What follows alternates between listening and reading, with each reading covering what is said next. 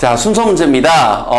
고백할 게 있어요. 선생님 방금 앞서서 이 강의를 10분 넘게 촬영을 했다가 지금 다시 재촬영 중입니다. 왜냐면 촬영 다 했고 멋지게 해설까지 다 했는데 제대로 다 했는데 선생님 중간에 촬영하면서 너무 열받아가지고 막 좀 화를 좀 냈거든요. 근데 또 전후사정 모르는 친구들은 또 이 문제 딱 보는 친구들은 갑자기 저 사람 왜 화를 내? 이럴 수 있으니까. 그래서 왜 화를 냈었냐면 전에 강의에서 평가원한테 좀 짜증이 나가지고요. 어휘 때문에 밑에 별 붙이고 altitude란 단어가 고도란 단어로 나왔잖아요. 그거 외우세요.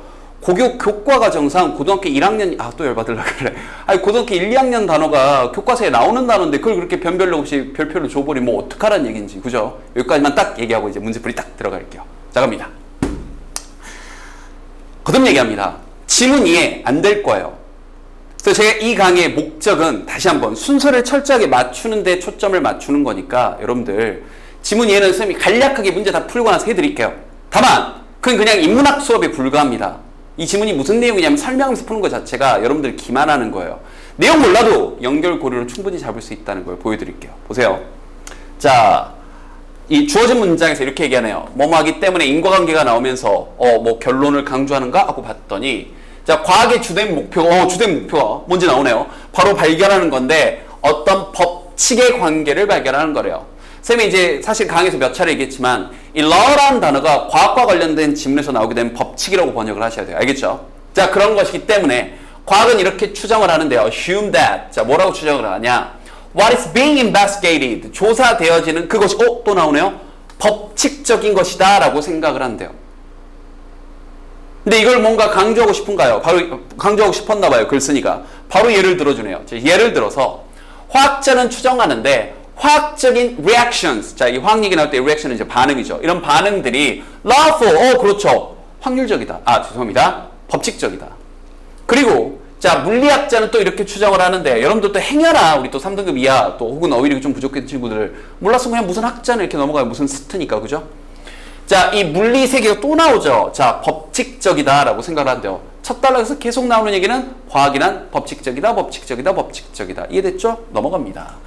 A를 갔더니 자, 이런 부사 하나가 결정적인 역할을 하네요. 바로 이 친구야. 그런 후 그 결정론자는 이렇게 추정을 합니다. 자, 어떤가요? 아니, 그런 후라고 하려면 이 결정론자가 갑자기 나오는 것도 상황상 이상할 뿐더러 결정론자가 뭐라고 그런 후 이렇게 추정할 만한 어떤 결정론자가 나올 만한 어떤 상황이 나와야 되겠죠. 말이 안 되고요. 마저 좀 읽어보면 모든 것, 발생한 모든 것이 어떤 펑션, 작용인데 뭐의 작용이냐? 유한한 숫자의 어떤 원인들의 작용이다. 뭔 말인지 전혀 이해가 안 되네요. 그죠?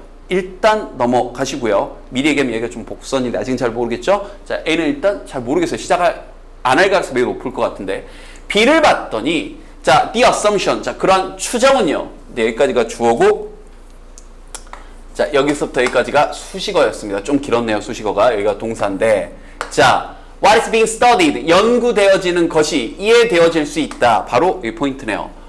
인과관계의 법칙에서 causal laws. 자, 법칙이 나왔습니다. 눈 크게 뜨고 잘 봐야 되겠죠. 아까 lawful 얘기를 했다가 이제 인과관계의 법칙이라고 얘기를 했으니까요. 우리 혼동어휘 하나만 조심하면 늘 나올 때마다 선생님이 얘기하니까 여기 잘 보세요. 눈 크게 뜨고 이거 cause의 효용사 형태죠.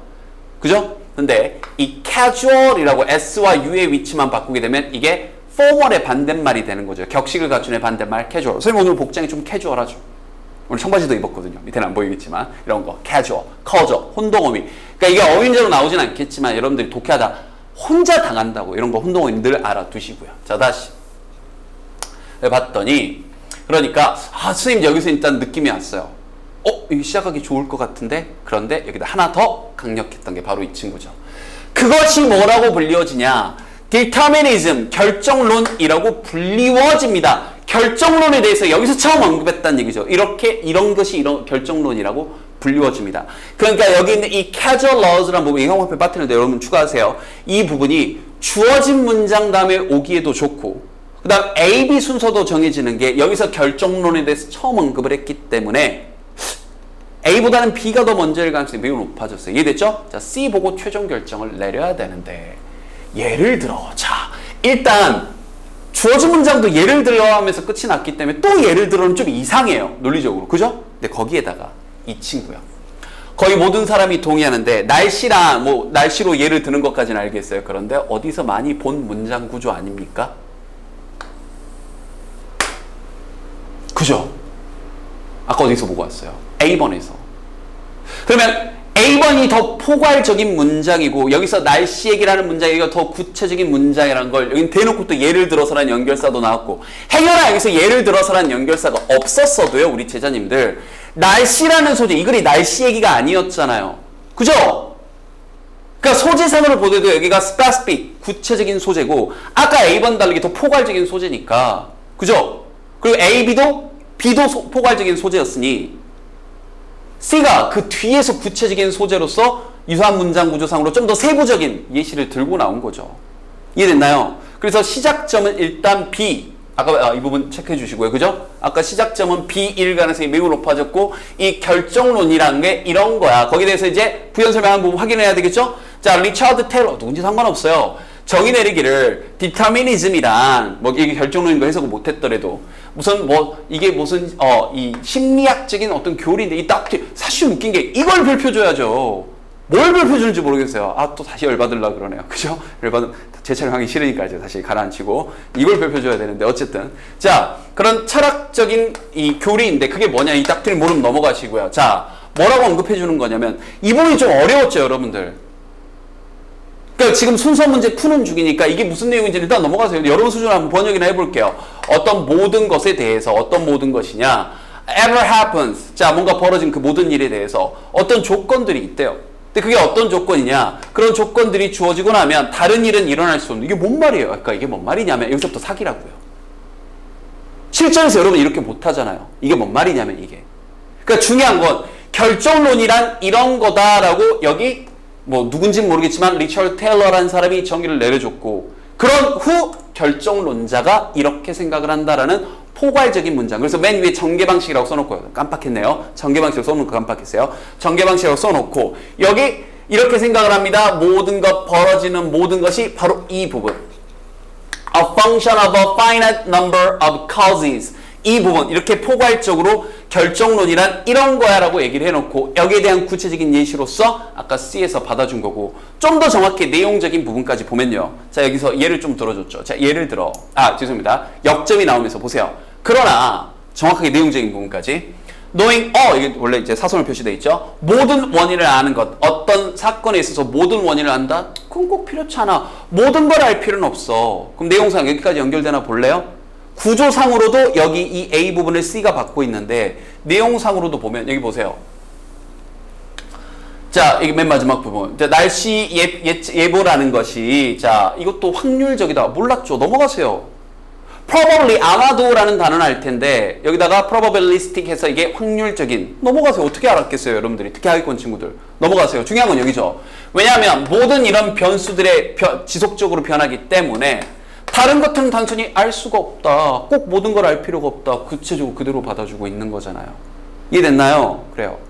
자, 그래서 순서는 이렇게 B, A, C인데 내용을 잠깐 하나 설명을 해드릴게요. 제가 문만이 전혀 몰랐을 수도 있으니까 이 결정론이라는 것에 대해서 리처드 테일러가 인용한 부분 자, 이 부분을 조금만 다시 설명을 해줄게요. 순서는 잡았죠? 내용을 보면 이런 내용이에요.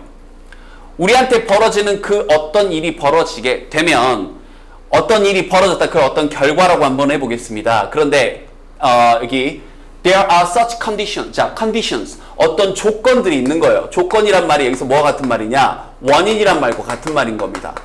어떤 조건이나 원인이 있는데 뭐 A라는 조건도 있을 거고 B라는 조건도 있을 거고 C라는 조건도 있겠죠. A라는 원인도 있을 거고 B라는 원인도 있을 거고 C라는 원인도 있을 거고 그럼 그러한 일에 대해서 그러한 조건이 주어지게 되면 다른 일은 일어나지 않는다. 다른 일은 일어나지 않는다. 그럼 거꾸로 물어볼게요. 어떤 일이 일어나요? 정해진 일이 일어나는 거죠. 정해진 일, 결과라고 할게요. 이해됐나요? 우리 비 오는 걸 예로 들어볼게요. 비 오는 걸. 여기서도 이제 아까 날씨 얘기를 했으니까. 그러니까 이래서 얘기하는 거 되게 당연한 얘기예요. 무슨 얘기냐? 예를 들어서 자 하늘에 먹구름이 낀다. 그죠? 그 다음 뭐 고기압이 기압골이 발달한다. 그리고 뭐 바람이 강하게 분다 이런 조건들이 생기게 되면 비가 내린다. 정해진 다른 일이 일어나지 않고 정해진 결과라는 게 일어나는 건데 이걸 예상을 하는 데 있어서 아까 이 A 부분에서 한 얘기는 무슨 얘기냐면 만약 이렇게 이 정해진 원인들이 많이 있으면 A는 B나 C나 D나 이런 원인들을 많이 알고 있으면 정해진 결과를 예측하는 건 쉬운데 그러나 아까 이 부분 형광 쳤었죠? 꼭 모든 원인을 다 할 필요 없다. 아까 먹구름 끼고 기압골이 발달하는 것 정도까지만 봐도 정해진 결과 비 온다는 걸 예상할 수 있다. 원인을 많이 알면 알수록 좋긴 한데 그럼 좀 더 정확해지긴 할 텐데 예측은 가능하다. 뭐 이런 거였어요. 그런데 이렇게 푸는 걸 제가 딱 싫어한다고요.